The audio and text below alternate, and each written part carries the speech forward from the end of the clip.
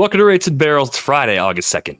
Derek Van Riper, Eno Saris here with you. On this episode, we take a look at depth charts coming out of the trade deadline. Teams that moved players, created some opportunities for new ones. It's kind of an extended version of our weekend waiver preview, looking for hidden sources of value or direct sources of value for guys that simply got traded into more playing time. We got a few of those to get to today as well.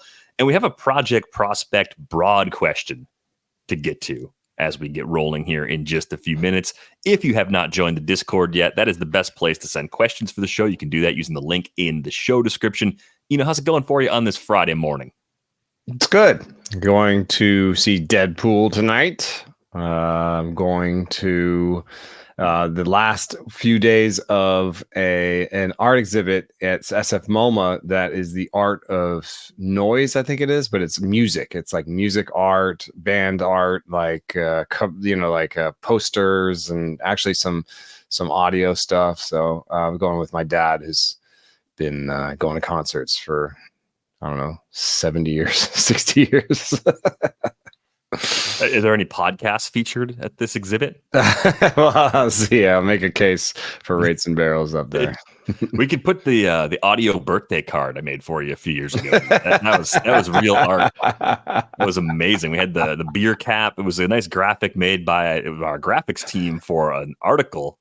I think it was an article that you wrote, or was an article. Oh, that's right. With me and the beer caps. I took that and then I just put you singing underneath that. That was incredible. That should be saved forever and not just lost to time. But yeah, it's been like 3 weeks rolled into one. Yeah, the best way I can describe it. So happy that it's Friday. Hope everybody out there is having a great week and has some chances to relax this weekend. Here's my question for you.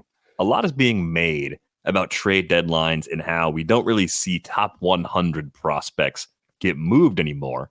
And it makes me wonder if we should just care more about the prospects that get moved at the deadline anyway, because it's a signal that major league evaluators and front offices care about those players. Like, so much of the focus is at the top of the list, understandably so. Those are the players that are most likely to be stars.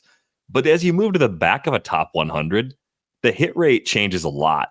Like, if you look at the top 25, top 40 prospects, the hit rate and the WAR generated by those players is going to be a lot higher than the guys in the bottom half of that list. So I guess this is another way of saying I'm not sure the difference between the 65th prospect on a top prospect list is that much. Like, the difference is that great between that player and the guy that'd be 140 if that player was ranked that far. And I know we have some people out there that rank more. Our friend James Anderson goes to 400. But a lot of publications stop at 100. So are we making too much of a big deal about the lack of top 100 prospects on the move? And how much should we pay extra attention to the names that actually do get traded because they are being sought out by the organizations trading for them?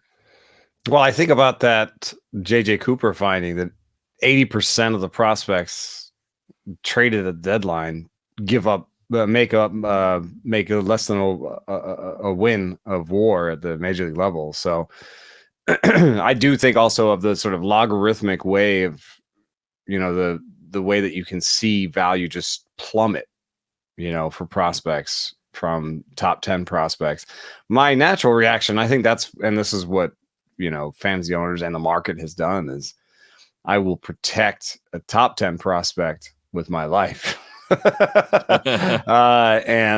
I don't really care about the rest. So the unfortunate thing that has happened, though, and this came up recently in a trade discussion where I was trying to sell a little in that Devil's Rejects leagues that I'm in, where James Anderson is my co-owner. And we started up discussions, and I said, well, I would like George Lombard off your team. He's a shortstop prospect for the Yankees. I don't think he's top 10. I'm not even sure he's top 20, but he might be top 50, and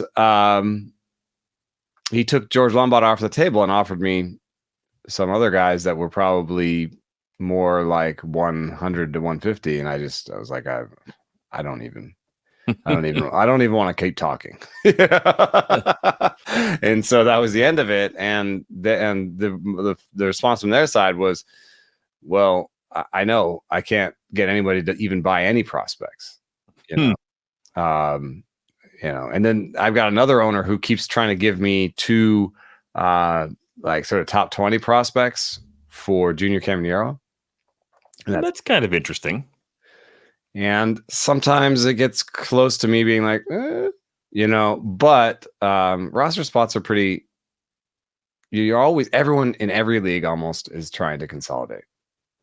Try to get 2 quality for 3 or whatever it is. So I just see the problem of, oh, well, you're making me drop somebody that I might be able to keep otherwise, Yeah. And I don't want to get off that logarithmic scale. I got a top 5 guy. I'm in the good spot. I want to stay there. I don't want to trade down off that, into the other parts of the curve, Right. Well, I think the exercise in trying to accrue value in keeper and dynasty leagues is just figuring out which guys are going to at least move up the list high enough to become tradable, even if they are not going to be currently superstars. There, yeah. Right. Who can get from the back of the top 100 or outside the top 100 inside the top 40 or 50, where that is a range where at least you can move players. But you're right. It's hard to get people to take players that are further down on those lists. And hard I to do would those honestly combined trades too. Not like just try to pick them up, because there's always some sort of hype prospect that someone's talking about, or someone you follow some account that's like, oh, this guy's Sebastian Walcott was a bust 2 months ago, and now he's hitting 300 and looks like a legitimate prospect. He's probably going to move himself 40 points, 40 places in some of the people's next rankings, maybe even more. And so I would just say you look around and maybe you get lucky on one of these hype ones. You pick up Sebastian Walcott because you saw a tweet and now you're in a good spot, or you go shopping in a single A, where you can just do a sort, and there are like always amazing lines in single A. just look through single A and be like, what? This guy's hitting 350 with power and speed, and you pick up, 1 or 2 of those guys. And, sometimes who was the big one for the Brewers that I was excited about for a little bit? He was good in single A, and then Hedbert Perez. Yeah, Hedbert Perez. Yeah, there's always a Hedbert Perez you could pick up, and then if it doesn't work out, it doesn't work out. But you didn't trade an asset to get Hedbert Perez. You just picked him up. Yeah, I mean, I think you're talking for position players, especially. You're kind of fishing in the recent J2 signings who are playing in a full season league for the first time and doing well. That's sort of the criteria, because those players are usually young for the level, and it's the first opportunity to see them in a longer sample. So that's the opening data point that we care about for a lot of players. That's the group that you're kind of honing in on for the most part. Yeah, I mean, I'm not doing well. There's this guy, Kevin McGonigal. Let me see, what is he prospects report 45 future value, not on the top 100, ETA 2026.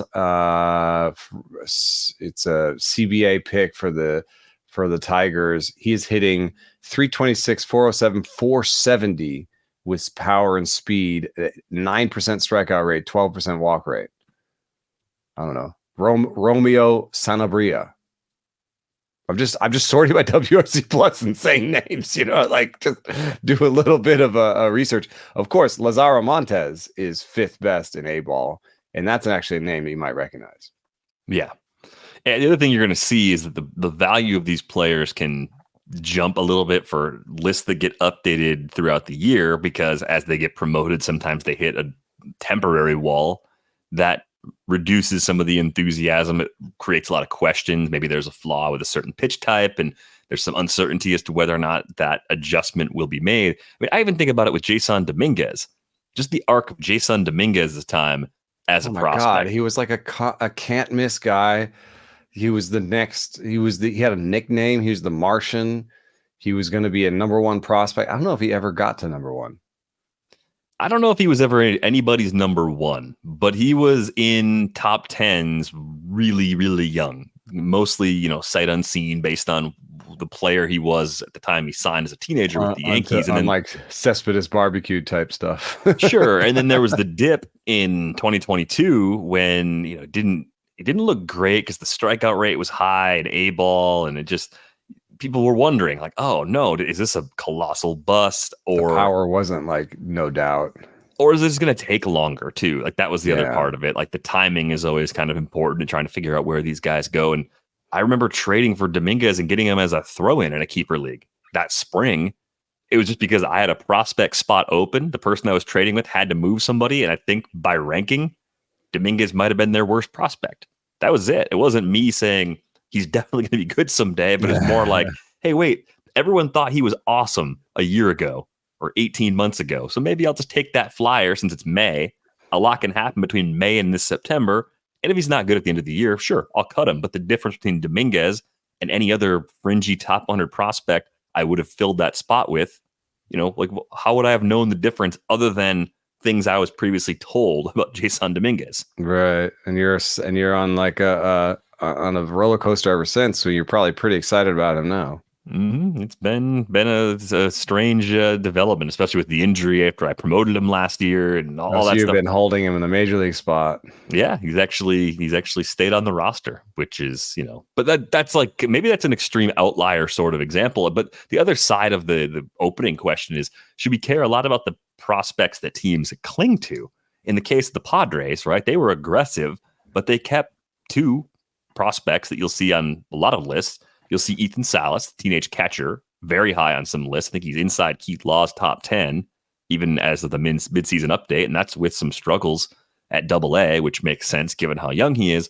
And then Leo DeVries, who's just flying up lists because he's in that group of players playing full season ball in the States for the first time this year, also as a teenager.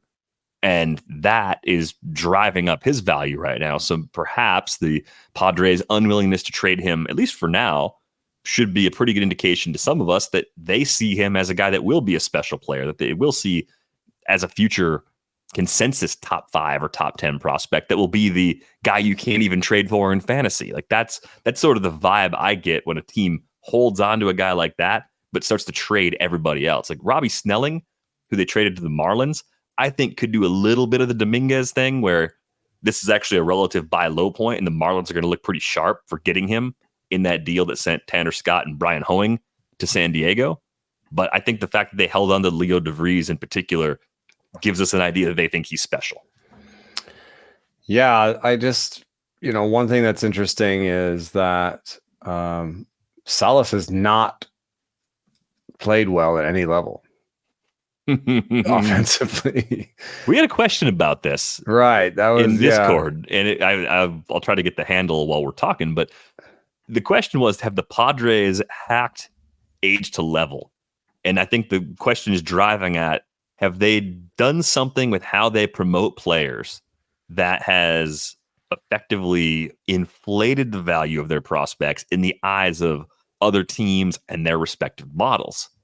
Where you can look at Ethan Salas and say he reached Double-A last year and he's playing at high A as an 18-year-old and youngest player in the league, and he's already a major league ready defensive catcher. And it's just a matter of the bat coming around, and you can put all that into your system, even with what he's done at the plate, and it still spits out an amazing long-term value for a player like that. Is that hacking? Is that a strategy? Is that just their way of trying to get him to the big leagues faster? Like, what do you make of it?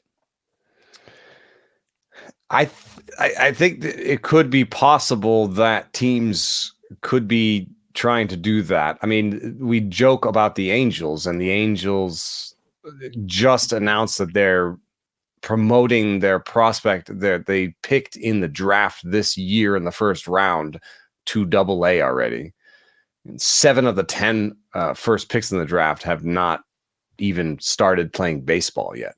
Oh my goodness, he played 2 games. Christian Moore. I saw the note that he homered last night, and I jokingly said, "Oh, he's getting promoted." And Sam Blum this morning, I hadn't even seen that yet.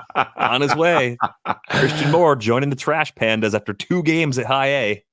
I mean, this also reminds me of the thing that I said about David Forst, who says we're doing player development at the major league level, right? the Angels and the A's may have some of the worst player development in the big leagues. And so, pushing your guys actually makes sense if you think you only have good coaches at the top levels in the major leagues, right? Mm-hmm. So you're like, well, might as well get him the better coaching. With Salas, it's just, it does stand out to me that he has not played well offensively, and yet they've moved him. And Robbie Snelling is by Stuff Plus, probably not a standout. I saw some stuff from Lance Brozdowski about how he has poor extension, poor velocity, poor ride. His breaking ball is at 80 miles an hour, so on and so forth. Despite knowing all that, they've moved him, and he is, I'm looking right now at Double-A, and he is one of the few pitchers that is 21 or younger that played at Double-A this year. So that does stand out, those two. But I think it's one of those things where two examples make you think that there's a bigger trend going. So this is just a simple thing, but I think it's sort of makes sense logically. I just said, okay, let me look at which organizations. I took all of Double-A and I said, how many players do you have that are 21 or younger in Double-A? If the Padres were doing this, they would have multiple guys, right?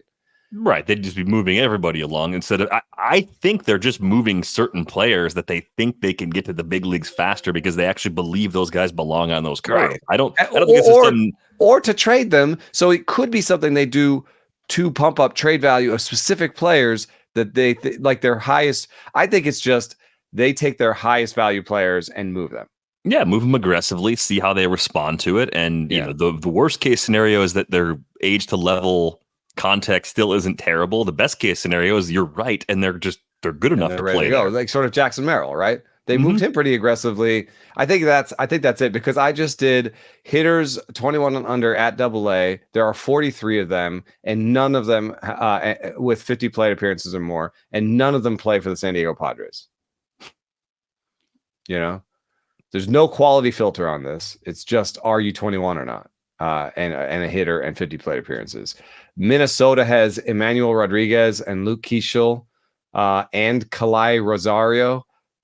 So that's 3. That's probably, I'm just eyeballing it, but 3 out of 43. That's the most you're going to get probably. So maybe Minnesota is super aggressive. I don't know. I think there's probably a difference there where maybe some organizations are like, we move everybody along in a cohort almost, right? So I don't really want to take a top prospect and move him ahead of a performing guy that I took the draft class before.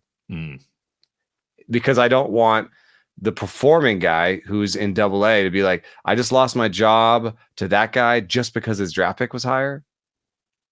I think that some organizations are like, if you perform, we will move you and we will give you opportunities. Some organizations are like, is it playing favorites? Well, there is a logistical component to making sure that you're developing players at the positions where you think they're going to play and contribute most efficiently in the big leagues too. And sometimes you have multiple guys that are shortstops that you want to keep at shortstop, so that holds someone back, or catchers, like certain premium positions especially. This can happen. I know you can move somebody and then move them back again, but I think that becomes kind of tricky if you think there's something they need to work on along the way. Not getting those reps does potentially cost you something in the long run. So you also have you might have like a Graham Pauley who's hitting 321 with a 141 WRC plus in Double-A in 2023. But you look at the package and you look at the exit velocities, and maybe the players can't see that same analysis, and so they say, why would Ethan Salas be at the same level as Graham Pauley or whatever? That doesn't make any sense. But for the team, they're like, no, we're just as excited. We're even more excited really about Ethan Salas than Graham Pauley, because we are looking at more things than some players might even just be looking at batting average. One other prospect question before we move on to the long weekend waiver preview. Did you find, as the dust cleared from this deadline, that there were any prospects that you learned more about and said, oh, this guy's actually really interesting, despite not being a top 100 prospect? I'm interested in this guy now because I Like last year for me, it was Tekoa Roby. That has not worked so far. Health has been a factor, but that happens every year. You just come into some prospects that you hadn't seen a lot of yet, or you hadn't even seen really at all, or hadn't read their scouting report before. Anybody interesting sort of unearth himself to you at this deadline? I guess Trey Sweeney kind of stuck out for me because he's playing shortstop. He moved organizations, and I don't even know what the trade was between the Yankees and Dodgers that got Trey Sweeney to LA, but he has a history of low strikeout rates. And right now he's striking out more, but he's also hitting for more power. And there's a chance there that he could put the two things together and have like a 22% strikeout rate and an average ISO and speed. So if that is the case, you have a guy who could hit 260, 270 and be like a 2020 guy in the major leagues at shortstop. That's pretty good. He was a guy that I wasn't even on my radar before. So, and now that he's in LA, there's also, now that he's a Tiger. Clearer path for sure. And the Dodgers don't have shortstop figured out long term. That's right. Yeah. In LA, he would have been interesting as a shortstop, but in Detroit, he's interesting as an infielder. There's multiple opportunities on that infield. Yeah. Yeah. The trade, by the way, I vaguely remember this trade when it happened. The one that sent Trey Sweeney to the Dodgers in the first place was the Victor Gonzalez and Yorvit Vivas trade, because Yorvit Vivas was a guy that I was looking at last year doing some number scouting that I thought was kind of interesting in that Dodgers system. So they sent Vivas and Victor Gonzalez for Trey Sweeney. They got Sweeney back. Yeah, the Dodgers got Sweeney out of that deal. Interesting. And Sweeney's WRC plus this year is not good, but I still think that there's sort of under the hood stuff where it's like, 1099 max EV, 44% hard hit, along with obvious speed and playing shortstop and a good walk rate and past good strikeout rates. There's like, he could be in the middle of an adjustment that could last him into another level. Like, and he's also a AAA. So it's like one of those things where it's going to happen or not. And you get to decide quickly. I do hate sometimes getting a guy who's an A ball or AA, but he's super young. And you're like the whole Jasson Dominguez thing. Like I might not have held on to him all the way through. There might have been too many opportunities to either trade him or I need that roster spot or there's a veteran or whatever, so. With Trey Sweeney, you're going to be like, I'm going to know in the next year or two if this was worth my time. Yeah, it won't take long to figure that out. And I think the names that I hadn't really seen a lot of prior to this deadline that people thought were a good value when the Phillies flipped them to the Angels, George Clausen in particular, big fastball, big curveball, nice cutter. It's a command question. We see this a lot. Stuff across the board on multiple pitches looks legitimately good. And it's a question of whether or not he'll command it well enough to be a starter or if he ends up being a high leverage reliever.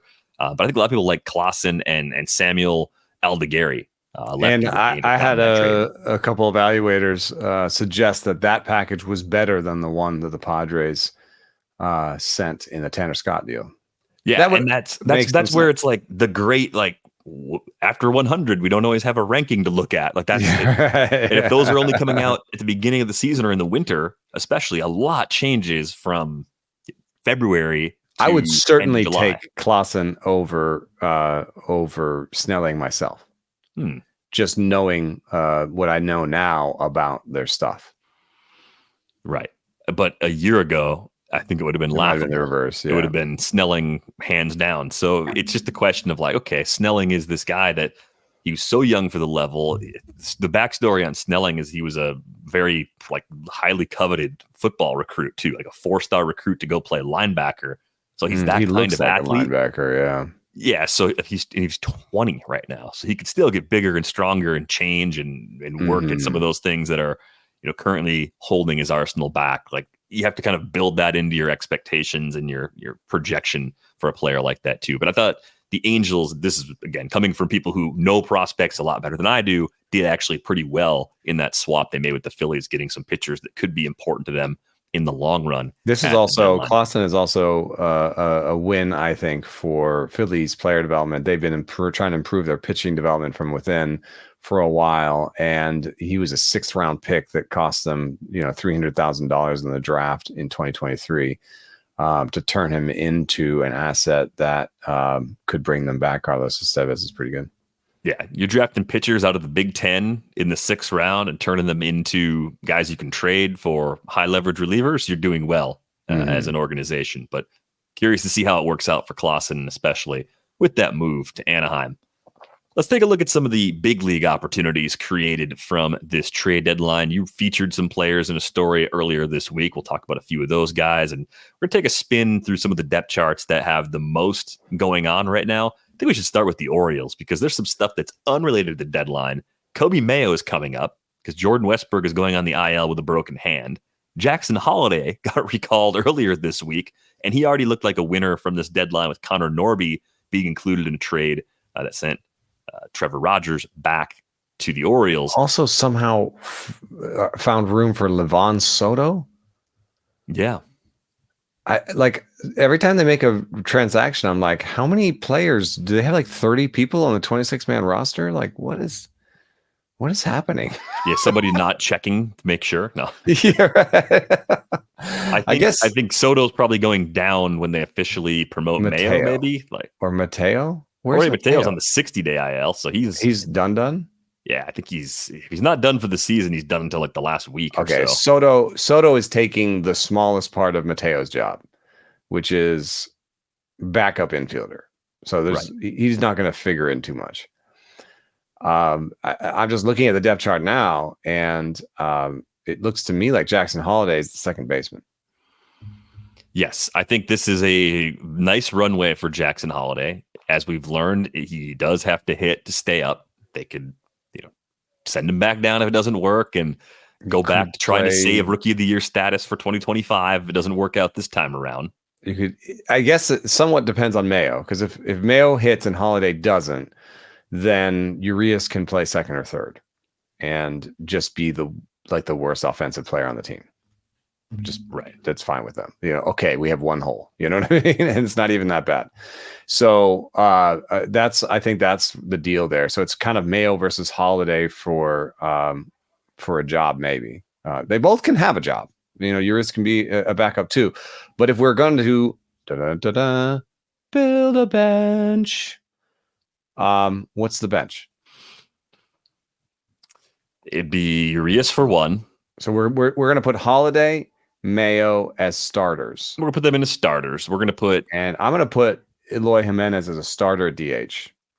Okay, so then you're putting Ryan O'Hearn on the bench? Who are you putting on the bench that was starting? O'Hearn. Okay. I'm going Causer, Mullins, Santander. Okay. And O'Hearn is going to be a much used bench piece. So I'm putting him first on the bench, I'm going to put Soto last on the bench. Yep. So we have 2 spots left, Urias and McCann.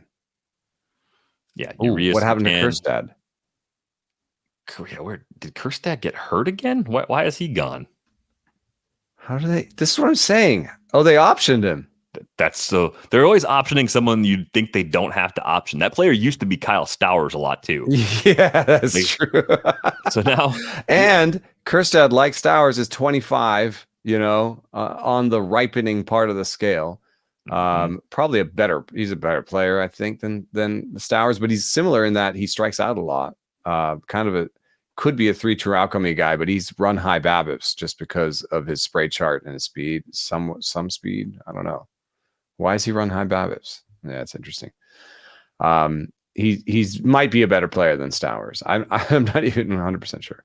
And so okay, so that's the deal. Kjerstad is gone, and O'Hearn is the super sub, and O'Hearn and Urias are the super subs. That's my bet personally, that Eloy is basically a starter. Yeah. I mean, he's the 8th best hitter on the team by projection. Yes, but in that 8, does that include Kjerstad that's now down and other people? I think Kjerstad was below. They have 12. They have 12 guys by projection rest of season. You're using BAT X rest of season, Baltimore. How do you have that many? Jesus, they go 12 is Mayo is 102. Kerstead is a 107, even though he got. Oh, we didn't put Slater on this team. Slater would be one of the other bench guys. He's the other platoon outfield option. But we're still running out of. So maybe Levon Soto's not on the team tomorrow.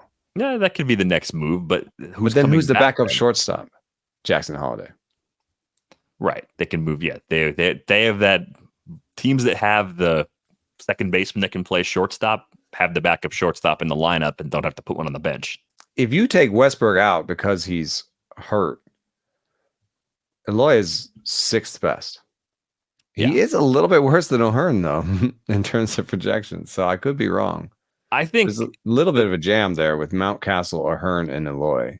I think there's like an unfair amount of negativity about Eloy's skills as a hitter that comes from the number of injuries he's dealt with and his lack of availability. I mean, I saw that clip. Every time I see a clip of a studio show just ragging on players in a way that seems a little unfair, it's always the White Sox crew. I don't know what's going on in the studio over there, but they were just jubilant that Eloy Jimenez was gone, as though he was the reason why their franchise has turned into what it is. It's like, no, he's not the reason. He's been 14% better than league average as a hitter, with average strikeout rate, slightly below average walk rate, above average power, really good raw power, good barrel rate. I mean, he's a good hitter. Yeah, he's a good hitter. He can't play defense. That's fine. Yeah. We like players that can do that do it well. And I think once a team finally gets to the point where they stop having delusions about him being a left fielder, I think there's a chance that might keep him a little healthier. And maybe we'll actually see 30 home runs in a season, because on a per 600 at bats basis, he's a 30 home run power guy. That's what he's done to this point in his career. I have to point something out, though. We had 5 people on our bench. We can't. You're really upset about this. We can't, right? So it's O'Hearn, Slater, Soto, and McCann, right? And Urias. Urias is, that's right, because we didn't put Mayo in there. So they do have they're going to option Soto down. Soto's not going to be there. Yeah. He's going back down. He's not as good as the other players. Right, because Mayo's going in at third, Urias is going to the bench, Soto's going to the minors. So it's McCann, Urias. Soto is be the corresponding move if they send Holliday down, because they'll just be like, we want a backup shortstop and we're going to play Mayo at second or Urias at second, right? Right. They would bring Soto back if they don't keep Holliday. Yeah. I think that would be his path back onto the roster. Okay. All right. I think Slater is only plays center field against righties. Yeah. They didn't want to do Cowser there. Cowser is a full-time left fielder. Santander is a full-time right fielder. Eloy's going to lose some at-bats to O'Hearn, but I don't know that it's going to be a strict lefty O'Hearn, righty Eloy. And I wonder if you'll suddenly see some weird O'Hearn or Eloy in the outfield situations. I think you'll see more O'Hearn out there. Yeah. That's the expectation I would have, looking at what those guys can do out there. The other thought I had about the Orioles, knowing that they added to this bullpen at the deadline too, why are they rebuilding the Phillies 2023 bullpen? Kimbrel, Soto, Sir Anthony Dominguez, they got 3 of them.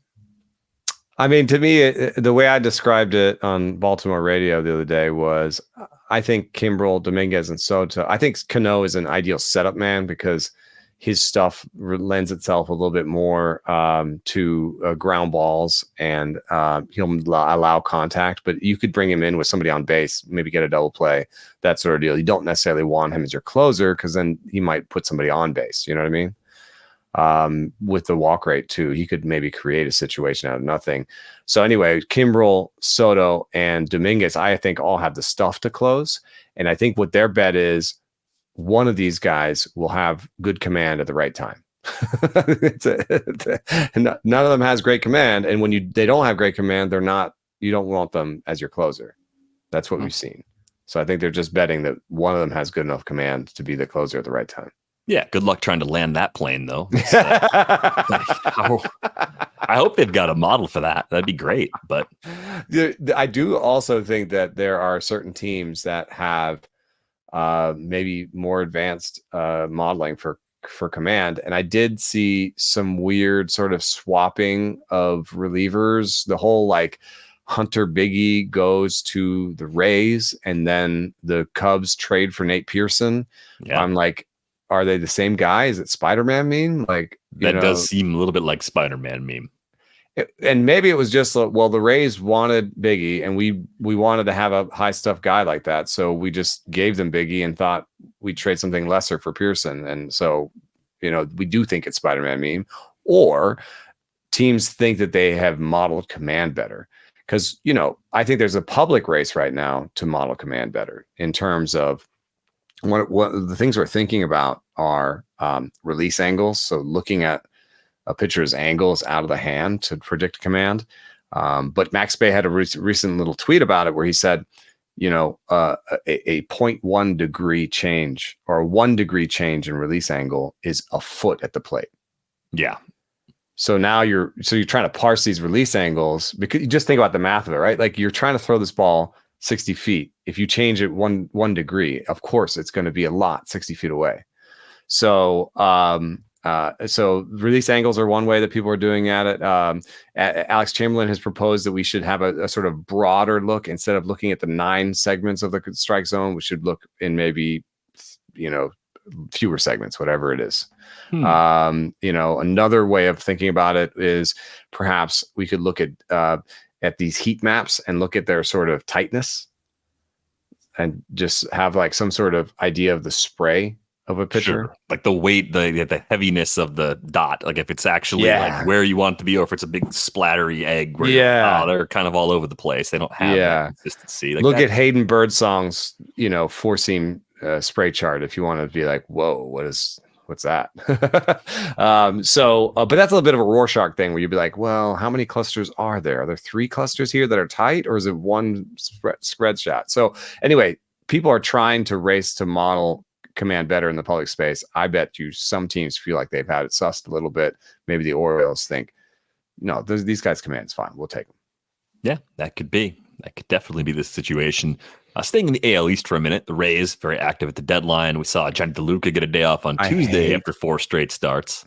I hate them. Has anything changed? This depth chart. It's not that I hate the Rays. It's I hate this depth chart. Every year, I'm trying to figure out their damn depth chart.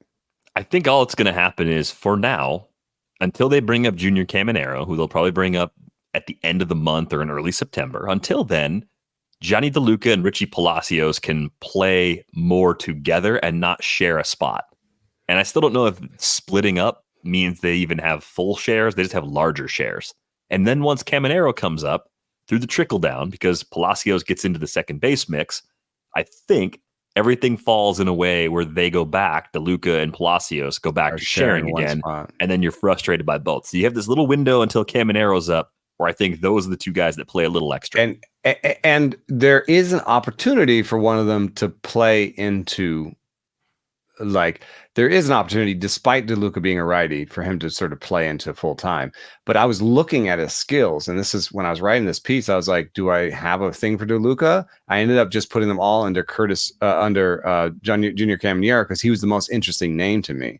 Because when I look at DeLuca, I'm like, okay, he has struck out less in the past, so he could maybe strike out less in the future. But the max EV doesn't give me a great sense of great raw power. The barrel rates aren't good. And they're playing him at center, which sort of gives me the clue that they like his defensive value to some extent, which doesn't like speak well of him to me offensively. You know what I mean? Like they have Jose Siri as a right-handed plus defense center fielder. Yeah, but they've been backing off his playing time a little bit. They have been, and they've been playing DeLuca there. So, but what I'm saying is, if somebody plays themselves into full time, or Caminero comes up, I kind of see DeLuca as maybe the replacement for Siri. I don't know, or he just loses his job to Siri because Siri has better defense. Because Siri is mostly versus lefties center fielder. Anyway, this is a really hard one to figure out, I think. But the way that they're playing Christopher Morel third in the lineup and they played him at second. They played him at DH. It seems to me like he was the centerpiece of a deal. They wanted him. They like him. He's hit homers. They're already tweeting about how much they love him as a person, and all this stuff. There's a real love fest for Morel. I'm reading the vibes. I'm reading the usage. I'm reading the tools, and I'm saying Morel is a full-time starter at second and DH. Mm-hmm. I think that's right. And Lowe. Brandon Lowe. Lowe is a second base DH, but will sit against lefties. Yandy plays all the time. Josh Lowe plays all the time. I know he's sat against two lefties, but what do you think? How many platoons can you have? Right now, Roster Resource has Lowe, Rortvet, and yeah, if you want to platoon your catcher, you can. I mean, 4 bench spots, you can get away with 4 platoons. Yeah, it's not useful. Who cares? So they say a platoon with Walls, but Walls is the everyday shortstop. Right. And I think what gets complicated on the infield too is if you put Caminero in the mix, Caballero has to share with Walls. They can't kind of spread out on the left side. And they haven't played him at shortstop. They played him once against shortstop against the lefty in the last week. And Junior Caminero is not playing a shortstop at AAA this year. He's not a shortstop. He just isn't. So he's probably coming up. He's going to play third, and he's probably going to come up because he's got some service time in early September because they want him to be Rookie of the Year eligible in 2025. Like, if it's not going to happen now, might as well just wait for that. But at some point, they're going to have fewer holes in their lineup. And Walls, Siri, and to some extent, Caballero are holes in the lineup. Mm-hmm. Rortvet might be able to hit a little bit, but that's probably a 4th hole. So you got 4 holes in your lineup? They kind of often just go the defensive route at catcher, though. Like, they're one of the teams that...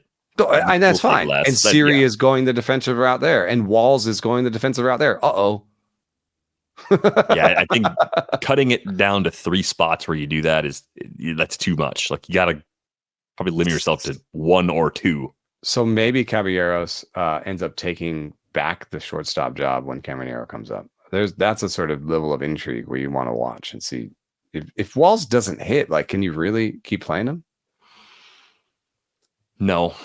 Eventually, you have to move on. And then we didn't mention Carlson. Yeah, that's right. Dylan Who's a Carlson, switch hitter who could play center. What was the corresponding move on the roster to fit Carlson on it? Who'd they option down for that? I don't even know. They traded Sean Armstrong for him. They only have him. They could have him for 3 more years. Yeah. So are we going to go ahead and put Dylan Carlson in the winner bucket? Is this good for him? No, he came off the bench, but he came off the bench against a righty to replace. What did he replace? Palacios. So weird. Siri's out of options, by the way. So you're at the point now. He's 29. You've had to look at him for a couple of years. What do you? I think his job on is on fire. Yeah, I think it needs to be. Yeah.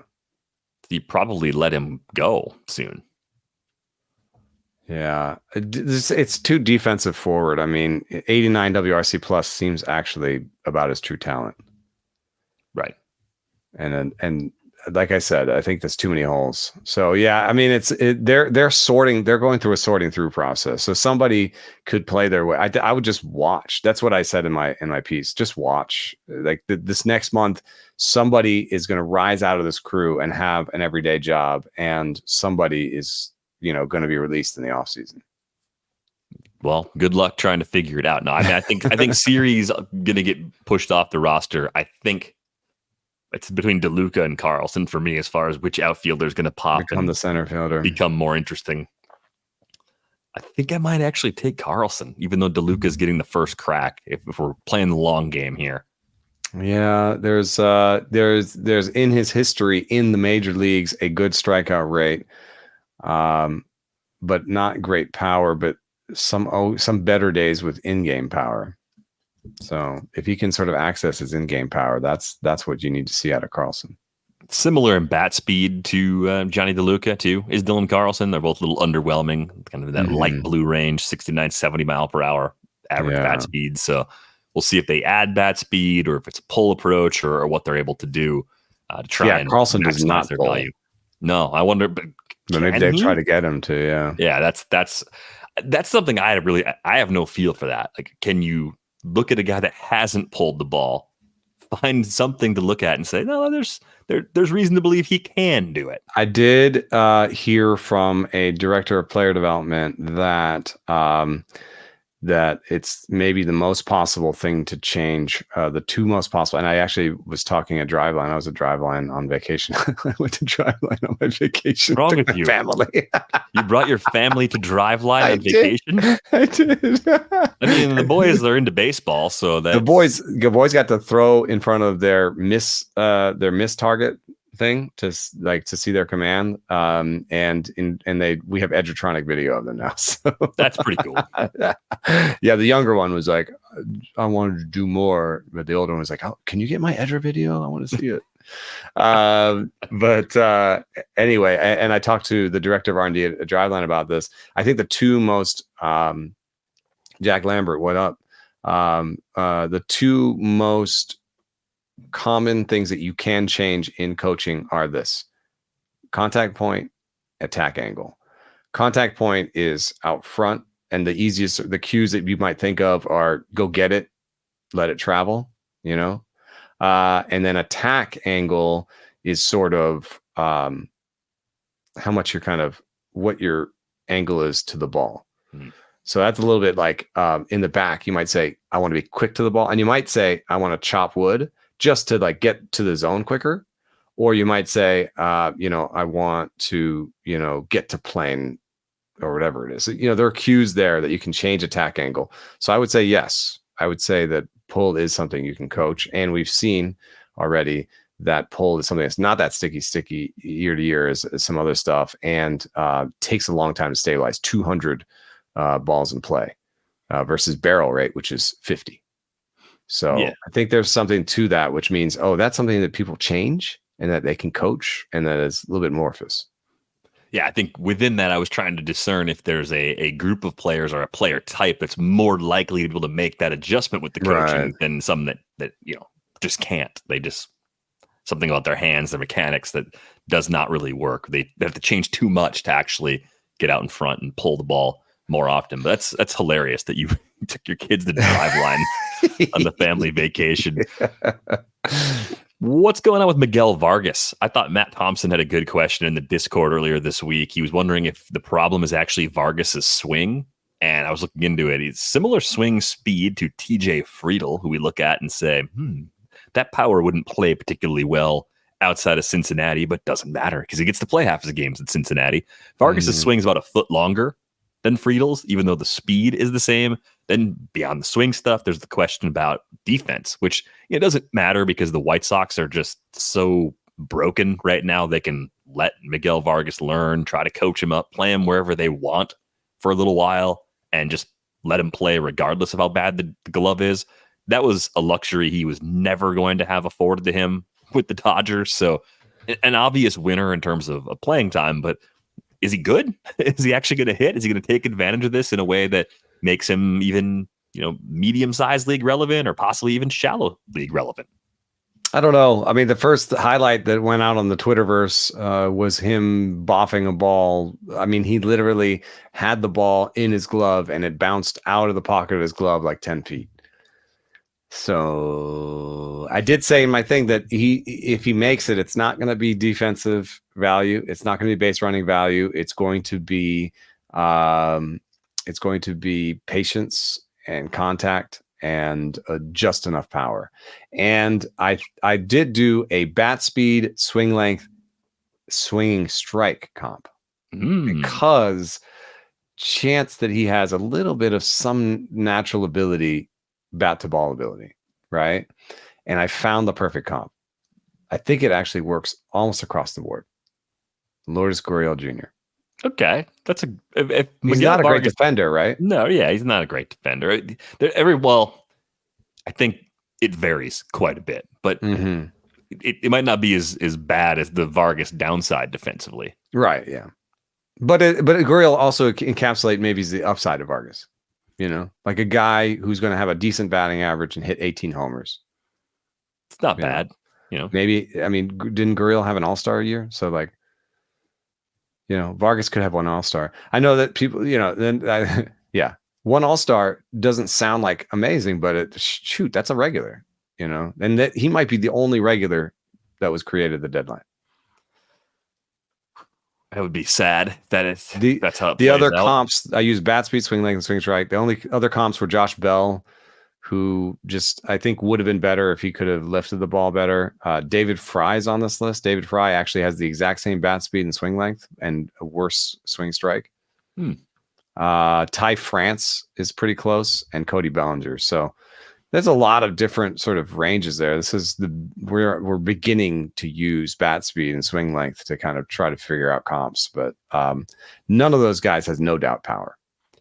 The other part of the equation, and it's not really a known yet, I think people have a skeptical view, and for good reason, is do the White Sox have a coaching staff in place? Do they have instruction in place to make players better, to improve skills, to do anything notable when they bring talent in? Like that to me, the upper reaches of these outcomes. Yeah, whether that they unlock it is a huge question. I think maybe there's a little more confidence on the pitching side than there is on the hitting side if you're trying to have some optimism about what the White Sox are putting together right now. Here's one that just bothers me. Hunter Strickland is getting save chances instead of Ben Joyce. I don't think it's going to last long. He blew his first one. Yeah, blown save Thursday, so that's probably just, a week or two away from changing. I did notice, though, with the Mike Trout season-ending injury, I think the Mickey Moniak and Joe Adell playing alongside each other in the outfield experiment, that gets 2 more months now. They don't have to platoon. Wow. So they can just let that ride for 2 more months and see if they like what they see. That's a lot of swing and miss. Yeah. Saw Moniak homer Thursday night, though, in the game where Hunter Strickland came in and eventually blew the save. I noticed that Pedro Leon is going to get a bump on the roster for the Astros as a result of Joey Loperfido being gone. Another guy that's put up some good numbers over the level. He actually was very similar to Joey Loperfido when I looked at it. Yeah, there's a slightly problematic older, amount of swing and miss, but there's power, there's speed. Yeah, he's from the right side, speed, maybe. Yeah, he's on the right side.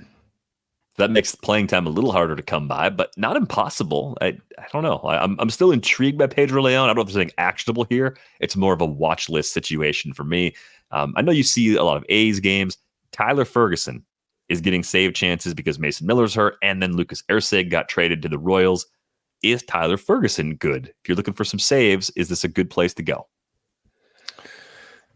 I don't know that he's great, but I picked him up in a bunch of places because he is the only guy, and I have no idea. I mean, Mason Miller hasn't shown himself to be a quick healer in the past. Ferguson has like a 106 stuff plus, which sounds fine, but it is among closers would be kind of lower end. He's also weird because he's got a 4-pitch mix. So if you love Raisel Iglesias, I guess Tyler Ferguson's the closer for you. I think he's just competent in a bullpen that doesn't have a ton of competency now that they've traded away Erceg and Miller is hurt.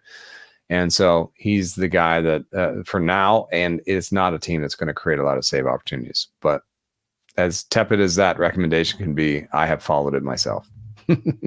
Okay. Yeah. Useful, but not a must get in shallow leagues. I think probably the too long didn't listen analysis. The only other closer that I think Nate Pearson will take the job eventually in Chicago, especially if they start to trend out of the playoffs, because then Hector Neris won't be there next year, and it would behoove them to choose maybe between Merriweather and Pearson for next year. I'm not even sure Merriweather's under contract after this year. Would you rather stash AJ Puck or Nate Pearson? Puck is where now again? Arizona. Ooh, actually Puck, I think. Yeah, okay. Because there is Merriweather for Pearson to battle with, and Pearson came out and pitched 2 innings yesterday, which is not normally the hallmark of your future closer. The other guy that I do like is Calvin Fauché. I think he's the guy in Miami. They used him in the 9th in a win that wasn't a save opportunity. That's a very slight hint, but it was like sort of I think it was a 4-0 game or a 5-1 or something like that. So I do think he is the closer there. So I guess I would go, and he has great stuff. Fauché, Puck. Thompson got a save that Sewell was taken out of, but a lot of times that just means that Thompson was the guy that was ready. You used the guys you might have used already in that place. So Thompson might have been your 4th choice. So I guess I would go. Oh man, that's hard. Maybe Puck. They've been talking about making a change in Arizona. At least the Riders have. So I'm going to go Fauché, Puck. No, Fauché, Joyce, Puck, Pearson. Okay. And those are all relatively inexpensive additions in leagues where they're available. I don't think you have to go nuts with the fab budget on those. You mentioned Miami, Kyle Stowers, kind of in that Miguel Vargas mold of wide open playing time. Didn't have it before. A lot of swing and miss in the brief times we've seen him in the big leagues with the Orioles, but we've talked about this before. When you're an up and down guy in particular, it's so hard to just get comfortable, to make adjustments. And now he's going to have some window to do that. The projections are kind of just okay based on what we're seeing right now, kind of league average or even like 10% below. But I'm not sure when you have up and down guys like this for 3 years, that to me lends itself to a more noisy projection. What do you think about Stowers? Like if you're just filling a UT spot and Stowers and Vargas are both out there, who do you actually like better rest of season value-wise? I'm going to take Vargas just because in fantasy, I think that strikeout rate has a little bit of outsized importance because we're looking for batting average in most of our leagues. If you're not looking for batting average, it's still Vargas because he's going to have a better OBP. I mean, that's a weird thing about, having these, he's an OBP league guy. Well, no, if you still strike out 33% of the time, you're not going to have a great OBP either. So in terms of projections, Vargas has a 20 or 30 point jump on Stowers and OBP. So the only place where I would pick Stowers is if I just needed power and power alone, and my batting average was already bottom of the league, and I was punting batting average and just trying to get power, because there are some signs in there. He had a 111.6 max EV in AAA last year. And he does seem to get to barrels. His in-game power, he has some really nice isolated slugging numbers in the minors. In the high 200s, 314 this year at AAA for Kyle Stowers. So the in-game power seems to be there. And he's going to get the burn, I think, because he is 26 years old. This is it. What are you waiting for? I mean, the Brian De La Cruz being gone, that's an everyday guy. You just swap him out 1 for 1. You just let Stowers play, evaluate him for 50 games, and have a better sense going into next season how much you want to push him and learn about what he is over a full season a year from now. I think he's getting this season plus next season. I think they're going to give him basically 230 games or so to just go for it. For one thing that is kind of flown on the radar for us, at least, is I do think that Xavier Edwards is just the shortstop there now. Yeah.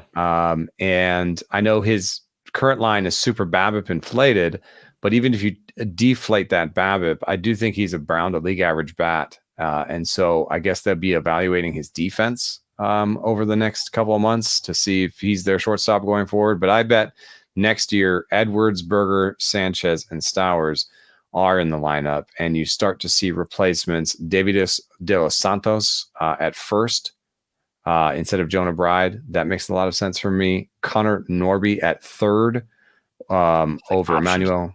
The option Norby. Play him. I know he's got a little service time, so you want to wait, whatever. Play Connor Norby. Sorry, I didn't mean to cut you off. I got mad when I saw that. Their evaluation period over the next 2 months is Emmanuel Rivera, Vidal Brujan, Otto Lopez, and David Hensley.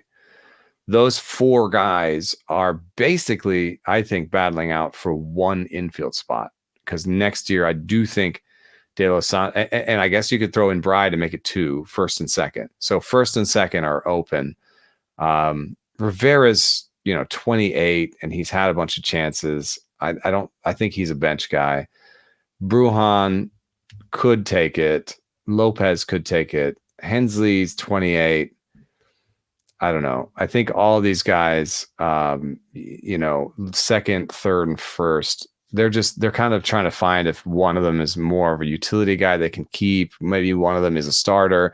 I do think Norby is going to take a job eventually from one of them. I want to see how Edwards handles Major League velocity over a larger sample, because I think a player like that controls the zone well but doesn't have a lot of power, that could be the big thing that he may not do well, that could cause him to perform a much lower level than what he did pretty much everywhere he was in the minors. I mean, Xavier Edwards was above average every single stop except for AAA the first time as a 22-year-old. When he went back, he was 30% better than league average. And then Major League's the first time. And Major League's the first time, but he doesn't strike out a lot. He draws walks. He's a great base stealer. So he brings a lot of fantasy value that way. Shanuel-esque max EV and barrel. Right. But if you're not there to hit for power, if you're just going to play good defense in one of the middle infield spots, if you can be a good defender at a middle infield spot, actually, this profile can play. Even lower max EV? Yeah. So whatever. Not a lot of power there, but he's running a lot. So I think if you're in a shallow league and you're trying to make up ground for bags, Edwards is going to be high in the order and he's going to play a ton. He might actually be able to make an impact. Here's one in the NL East that is just like a low-key winner. Grant Holmes is getting a chance to start right now for Atlanta. They didn't add a starter at the deadline. Max Fried could be back this weekend, and Ronaldo Lopez might not be hurt badly. But Grant Holmes looks like that next guy up along with Bryce Elder that this Atlanta team might have to rely on. 8 Ks, 1 earned, 5 innings, no walks against the Brewers earlier this week. He's got 2 good breaking balls. Throws a cutter, got a 4-seamer that he throws more than the cutter. I don't know why. And Grant Holmes is a fun story. 2014 first rounder. You remember him from the Dodgers. He's bounced through a couple of organizations with the A's for a long time. People were calling him Kenny Powers in the minor leagues. He's got the long curly hair. And here he is, like getting chances to pitch on a really good team right now. Yeah, I think, I don't know, the cutter might be new. Has been whirlwind path, 28 years old, 3 organizations, as you mentioned, really pedestrian numbers until 2023 with Atlanta. I mean, his last year with Oakland, he had an 8 ERA with a 14% strikeout rate and a 8% walk rate. So it's a really out of nowhere. So they must have made some big change with him, I feel like, and I don't really know what it is. It does make me a little bit suspicious. On the craft, we with Nick Pollock, we went through their options, and we like Schwellenbach the best. And there was a debate between Holmes and Elder because Elder's stuff is in the midst of changing. He's one of the biggest. He's the second on my last rankings. Elder was the second biggest stuff increaser.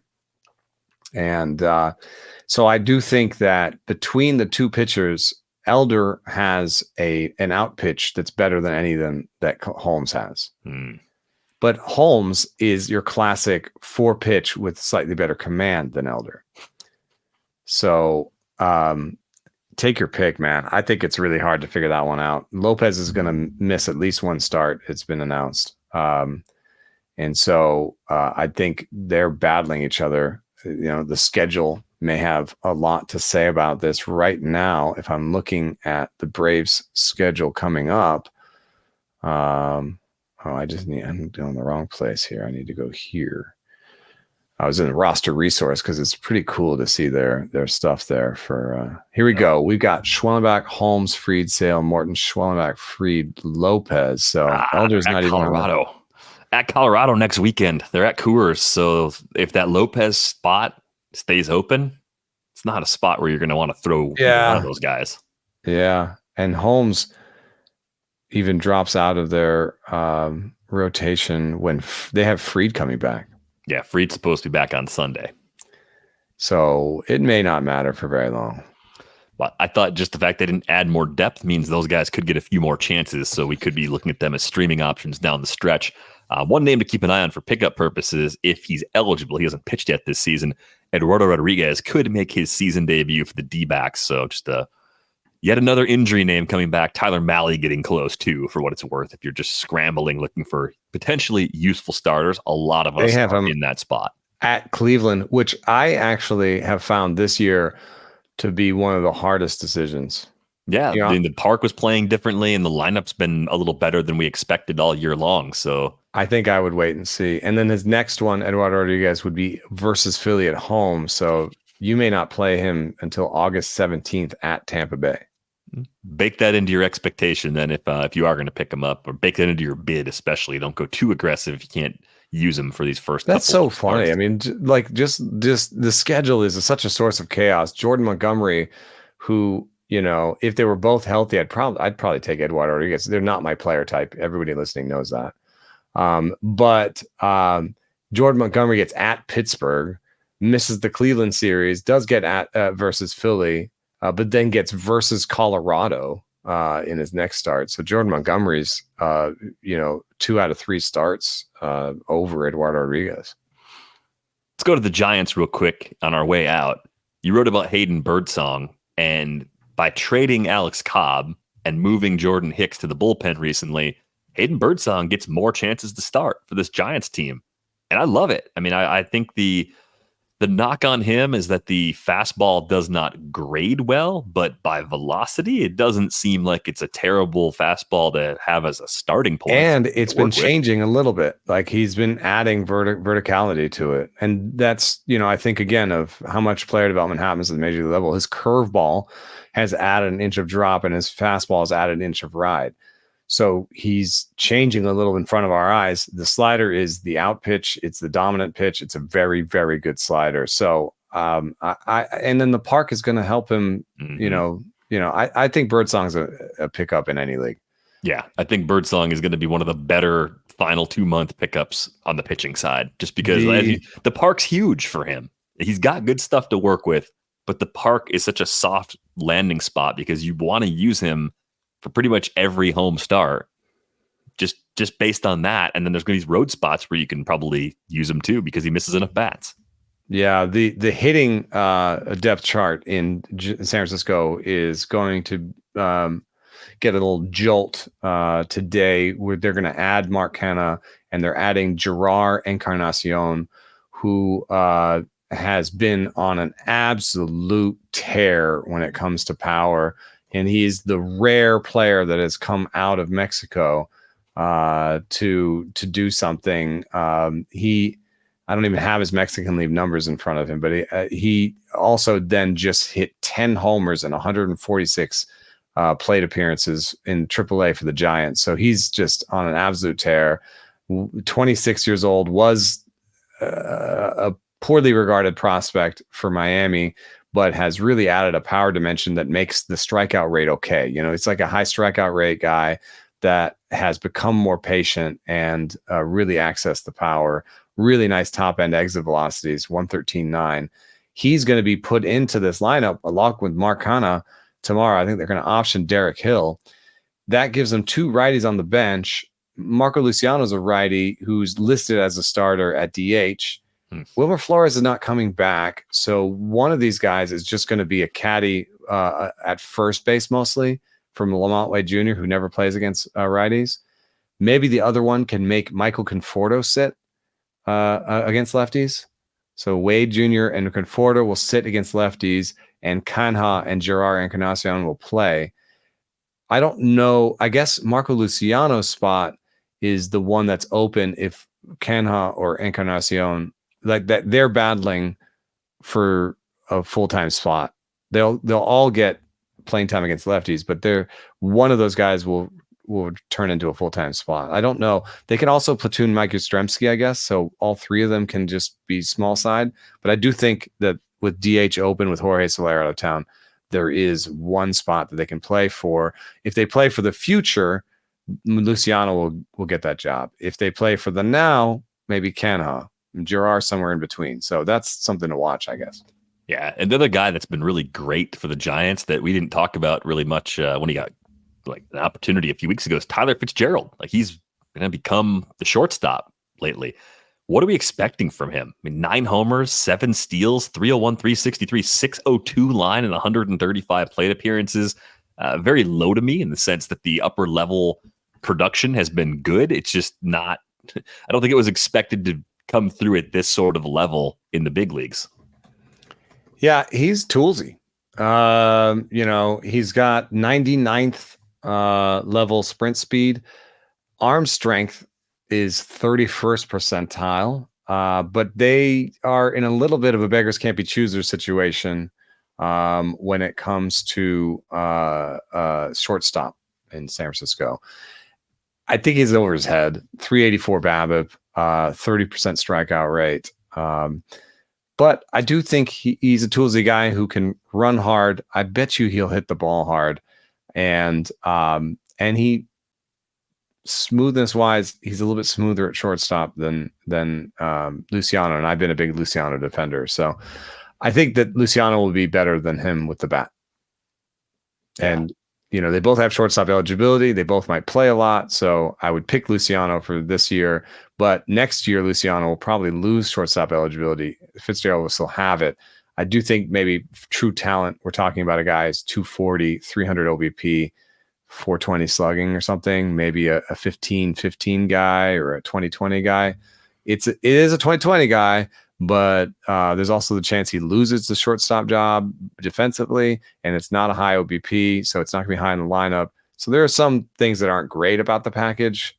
He's definitely not like a 300 hitter or anything, but he's a toolsy guy who's getting an opportunity right now. I'm going to take Fitzgerald over Luciano for this season, fantasy-wise. I think beyond it, it'd be silly to have it in that order. But I think part of the reason Luciano still 371 slug at AAA. Come on, man. Where's the power? I don't think he's going to steal a lot of bases either. It's really weird because he has a 50% hard hit rate. Like he hits the ball hard. He hits the ball hard. He doesn't strike out at a gross rate. I think there's a chance that ends up being an okay category for him eventually, where average is actually an asset from Marco Luciano. I don't know what we're going to get in the short term, though. So I think it's a little more of a wait and see for me, even though we've been excited about Marco Luciano for a long time. We are going to go very long episode today. Apologies to our producer, Brian Smith, for the extra work. We appreciate all the hard work he does on our edits. We had to clean up the trade deadline. Still some straggling little bits there. Yeah, and Eno wrote in detail about it too, so be sure to check that out, theathletic.com/rates and barrels. $2 a month gets you in the door. If you don't have a subscription, find Eno on Twitter at EnoSaris. Find me at Derek Van Riper. That's going to do it for this episode of Rates and Barrels. Have a great weekend. We're back with you on Monday. Thanks for listening.